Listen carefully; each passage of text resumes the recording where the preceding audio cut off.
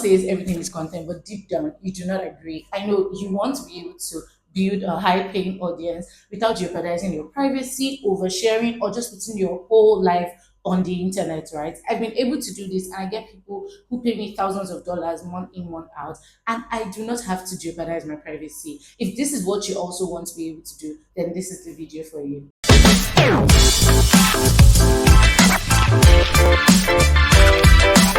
Hi, my name is Deborah, and I help brilliant people like you. So I'm talking coaches, course creators, consultants, creative entrepreneurs, name it. I help brilliant people like you position for high-paying clients by creating their premium offers, content, and systems that sell. And every single time I maybe sign on the new clients, they always, oh, I'm just talking to people in my audience. They always have this reservation, which is like, oh, I really want to be able to build my brand. I want to be able to attract premium clients. I want to be able to sign clients that are confident in the work that I do and just believe my mantra. But it feels like I have to turn myself into a blogger or, just put my whole life there, and I do not want to have to do this. Are there other ways? And the truth is, yes, there are other ways. You really do not have to put your whole life out there. Let's even talk about why people feel the need to put their lives out there to get people to buy from them. And the major reason is trust. We're in a digital age where you're expecting someone maybe that has never seen you, you're not even in the same country, they don't know where you stay, you don't have a physical office, you're expecting these people to pay you over the internet. And for them to pay you, they have to trust you. And most times it's recommended that you share your thoughts so that people get to trust and believe you. But I feel like there are other ways, and I believe firmly that there are other ways that you can build trust, most especially when you're selling high ticket offers. Now, to build trust, you must be careful to build trust for the kind of people that you want to speak to. If you're selling an offer that is emotional, if you're selling an offer that doesn't require a lot of thought and thinking, if you're selling low ticket offers that people can just easily buy, maybe it's like $50, $99, and all of those low ticket prices that people can easily buy, and it doesn't have like so much repercussion. Like they don't have to maybe sit with their financial advisor to invest in your offer, or they don't have to like think so much. It can be easy to get away with sharing your life because they can just be excited at the thought of working with you, not necessarily excited at the transformation that your offer would give, and just buy it. However, if you're transitioning from selling like low ticket offers to now selling high ticket offers that run into thousands of dollars, or that would even require people working with you for a longer stretch, or require you solving a deeper level of problem for people, then you would need to move from building trust through your daily life to building trust through what I call belief-based content. It's easy to build content based on what is attention-driven, what the algorithm wants, what is funny, what is exciting, but that's only if you're attracting level one kind of clients. If you're moving to the phase in your business where you're attracting like high-ticket clients, right, then you have to build belief-based content. And what is belief-based content? Belief-based content is the kind of content, is the kind of positioning, is the kind of perspective that brings them into a new thought that they want to think of themselves. Let me use a fitness coach as an example. Let's say prior to now, the bulk of what you were saying was, oh, this is how I work out every day, or this is how I stay on a calorie deficit, this is how I make sure to stay on my diet, and all of those entry-level things that you can easily ask Google or ChatGPT for, right? Maybe that's what you've been talking about now. For you to actually build trust without oversharing, you will need to create experiences, and I would explain that deeply. You will need to create experiences that paint the kind of belief that these high-ticket clients, these high-paying clients want to believe about themselves or their identity or what is possible in their world. A high-paying client, a high-ticket client that wants to work with a fitness coach wants to believe that they can run around the house with their children without feeling tired or panting for air. So for them, it's not just about losing weight. For them, it's not just about being in a calorie deficit. It's about the kind of life that now becomes possible for them as a result of the transformation that you're helping them achieve. So you will need to move from just, oh, what it does for them to the kind of life that it opens them up to. It might also just be that, oh, they want to be able to get over the 2 p.m. slump that they feel every day. So let's say you're a fitness coach for entrepreneurs and professionals, and you help them use fitness to advance their productivity. You see that that's already a deeper level niche, that's already a higher level niche. You're now speaking to people who are problem aware. They've even maybe looked for other solutions and all of those things, right? They've tried different things, they've watched different videos, they follow different diet, but all of these things have not worked. And now they're looking for someone who is super specific and who understands this concept. It means that you will now need to paint scenarios through your content, paint scenarios through your offers, paint scenarios through the systems that you're creating. And I will show you how to paint scenarios in these 3 ways so that this belief or this thought that they want to embody, this identity that they want to embody, can become their reality. Instead of you needing to overshare, oh, today I took my dog on a walk, oh, today whatever stories that people have to share randomly that your clients don't need to hear, right? Instead of sharing all of those things, you now step into a phase where you see your content, you see your brand positioning, you see every single thing that you do, your messaging, every single thing that you do externally as a plain canvas that allows you paint their dream life. For example, through your content, if you want to have to interact on your story, as opposed to like vlogging, 9 a.m. I did this, 10 p.m. I did that, right? You can come from the angle of, oh, I used to constantly struggle with the afternoon slump where I have to down a lot of cup of coffee so that I stay awake and I stay alert. But I no longer struggle with that because I'm now doing this. And then you now introduce your framework. Even before you introduce your framework, the fact that you're able to articulate a pressing problem for them, the fact that you're able to articulate a pressing concern for them already makes them believe you, as opposed to them just seeing a picture of your house or seeing your dog or seeing your children if they don't need to see that. Another thing you also want to be able to do with your positioning, your brand messaging, and every single thing that clients typically interact with just before they work with you is also show believability. It's one thing to create belief-based content, which is showing them their new identity. It's another thing to also show believability through this thing. For example, you're promising me that I would move from being overwhelmed and tired by 2 p.m. and just worried why I can't get through my to-do list. But how exactly would you do it? What would you do that is different from what I have been doing in the past? Your process, and this brings me to the second part. I already talked about how you can do it through your content, but then your process, your offer needs to be able to show believability. For example, I'm imagining that in your process, and this can apply to like different niches, right? You can even, tell me your niche in the comment section and I can show you more examples on how to flesh this out. Believability in terms of, oh, like I'm already busy.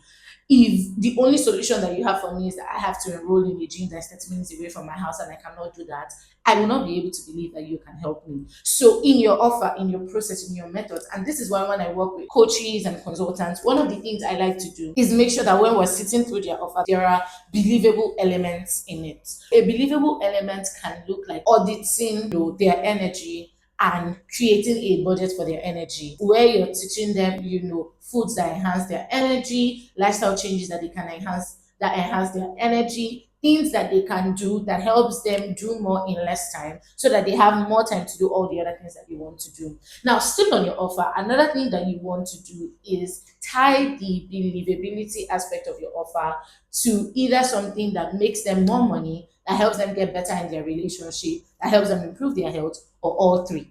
Do you see? So you can tie your offer, let's say you're a fitness coach, but from the angle of productivity, you can tie your offer to say, oh, they'll be able to like double their sales and revenue at work, or they'll be able to land more promotions because obviously they are hitting their KPIs and they're more productive. When you're positioning your offer from that angle, it already speaks to something that will make them more money. So they're already mentally thinking, oh yes, this person is asking me to pay them so much, but because what they're going to do for me is also going to help me earn so much more, help me land a promotion, I can easily do it. Then you want to tie your offer into something that helps them get better at their relationships, right? So still on productivity. Obviously, if they improve their productivity, it will mean they have more time to spend with family. It means they will not be grumpy at dinner time. It means they will not snap at their husband, snap at their partner, snap at their siblings, right? It means they will be better in their relationships. You being able to tie your offer, you being able to tie the work that you do into this already already makes it easy for them to trust you. So that way you don't have to overshare. You're just talking about it as it relates to something that mirrors something that they're currently dealing with and something that they want to achieve. And then you can tie it into health. Obviously, fitness is already in the health space. So even if you're not in a niche that speaks to health directly, for example, let's say you're in a style niche, right? Let's say you're in a style niche. Style doesn't necessarily tie into health. Like when you look at the surface level. But then there's a way you can push your offer to tie into health in the sense that it helps them improve their confidence in themselves. It helps them manage their homophobia, right? Or manage the thoughts that they have around themselves. It helps them manage their mental health. For some people, the reason why they are overwhelmed and they have like panic attacks and anxiety and some of all those things, right? Most especially when it's maybe not even clinically diagnosed, it's because of the thoughts they think about themselves and the fact that they don't feel confident. So they're stepping into a room and they're literally hyperventilating, or they're stepping into a presentation and they're literally hyperventilating because they don't feel confident in their style. For some people, the reason why they are doing things that are detrimental to their health, to lose weight so bad, right, at the expense of every other thing in their life, is because they're not confident in their style. So if you can teach them to embrace their current weight, style for their current weight, while allowing themselves set under goals or pace their weight loss, you already see how that ties into weight, right? So we've been able to cover how you can build trust through your content, how you can build trust through your offer. Now, I want to show you how you can build trust through the systems that you have on the inside of your business. Now, most times people feel that when you say systems, it's only just before clients sign up to work with you. Systems literally start from like every aspect of your business. So there's the audience facing system and there's the client facing system. The client facing system obviously are the things that they interact with once they become your clients. But when it comes to building a high paying audience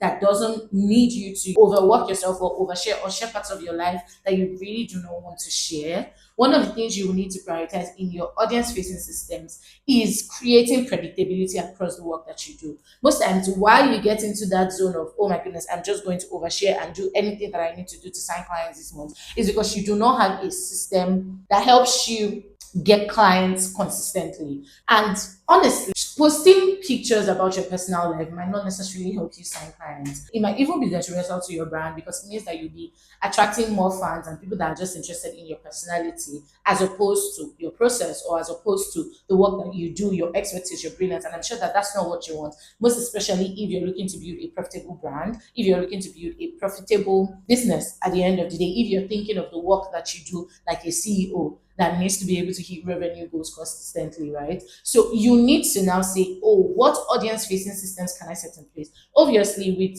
making your content intentional and making your offers intentional, those already cover to an extent of systems that you need to have. Another system you also want to have is trust building, even in how you interact with people before they get to you. Some elements that you can adopt as part of your audience facing system is how you interact with people in the DMs, how you interact with people in the comment section, right? You can build trust through all of these things without overshadowing, like when people would say, or without oversharing. Now, I feel like if you even begin to think of your business from this new lens, if you begin to think of your brand from this new lens, if you begin to say, oh, I want to build believability, it changes the game for you. And what this does is that it cuts down buyer resistance, right? It cuts down the overwhelm and overthinking that they have to deal with when they get to your landing page and they see that, oh my goodness, to work with you is thousands of dollars.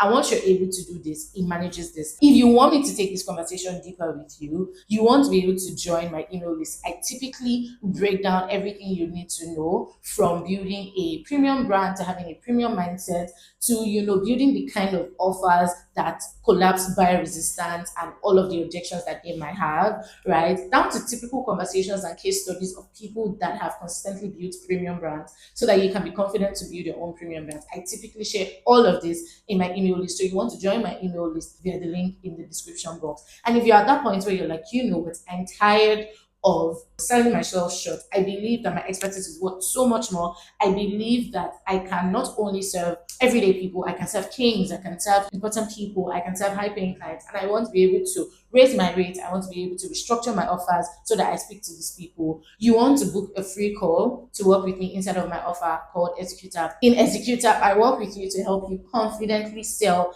high ticket offers and build a premium brand by creating a premium offer, premium content that speaks to the kind of clients that you want to sign up, and the systems that makes it easy for you to sign these kind of people. So all you need to do is click the link in the description to book a free sales call to work with me. Now today I was able to give examples to fitness and style, but then regardless of whatever niche, whatever industry that you're in, I want to be able to even break this further down in the comments. So feel free to tell me the niche that you do and maybe some concerns that you have, right, as regards this, and I will break it down in the comment section. Outside of YouTube, you can catch me on Instagram at Deborah Ijeoma, and you can feel free to send me a DM if you have any thoughts, any questions, or you really just want to have conversations with someone who confidently believes that premium positioning is your right and you can start living in it from today. You can feel free to send me a DM. I would catch you in another video. But if you watch up until this point and you did gain so much value, you want to subscribe and hit the notification bell. And who knows, you can watch a couple of other videos. There are other videos on this page still talking about how you can do this. And I will see you in my next video. Bye.